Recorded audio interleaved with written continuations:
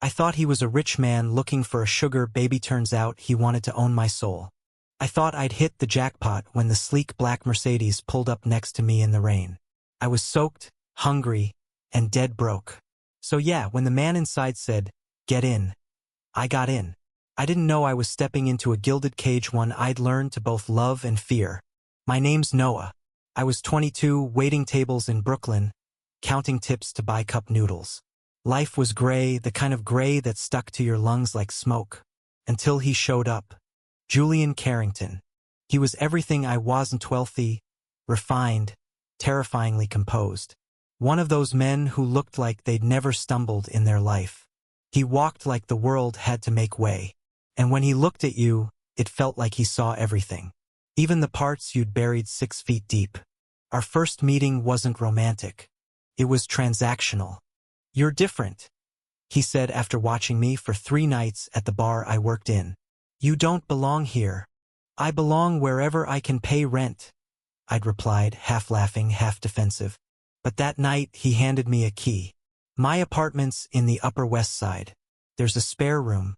No expectations. Come if you want." No expectations? Yeah, right. I went. I told myself it was temporary. Just until I found something better. Something real. But then came the dinners. The tailored clothes. The late-night chess games. The soft jazz he'd put on while pouring me a glass of red. Always 1 glass. Never 2. He watched me drink. Always watched. And the strangest part?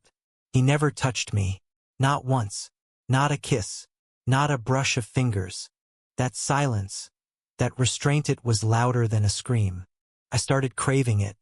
One night I asked him straight up, "Why me? You could have anyone." He tilted his head, studying me like I was some rare insect under glass.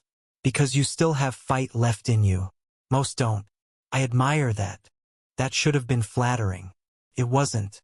It felt like he'd chosen me not to love, but to tame. The control was everywhere. He installed cameras in the apartment for safety, he said. My phone started glitching. My social media accounts locked me out. Friends stopped calling. Or maybe they just gave up when I never answered. I was isolated. Kept. Owned. But the scary part of me liked it. The safety. The predictability. The way he looked at me like I was his. Stockholm Syndrome? Maybe. Or maybe it was just that he saw the version of me I never let anyone else see. Then came the night everything cracked. I came home late. He was waiting. He didn't yell. That would have been human. He simply said, "Do you like making me worry?" I laughed.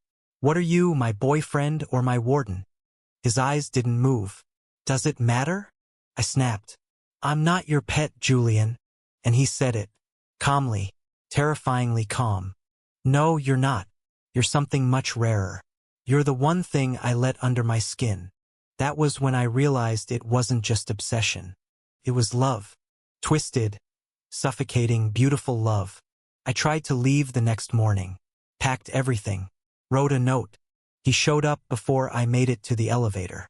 "I let you have your space," he said, voice low. "I never touched you. I never asked for anything. But I need you to know if you leave, you won't survive out there. Not in the way you think." "What's that supposed to mean?" I said, heart hammering. "It means you've tasted safety now, and the world doesn't offer that twice." I looked him in the eye and said, "I'd rather drown free than live in a glass box." His mouth twitched. A smile? A grimace? He stepped back. And I walked. 2 months passed. I couch surfed. Slept in train stations. Got mugged once. Turns out he was right, the world outside didn't offer safety. But it did offer choice. And that mattered. Still, I missed him. The quiet strength. The way he knew when I needed silence and when I needed chaos. I missed being seen. And I knew somewhere he was still watching. One night, I found a note slipped into the pages of a second-hand book I picked up in Queens. It was in his handwriting. "You were never in a cage, Noah. You just never believed you deserved a palace." My breath caught. Was it love? Was it control? Or had we both been trying to rewrite what love even meant? I went back. Not to beg. To talk. He opened the door like he'd been expecting me every day since I left. No words, just arms.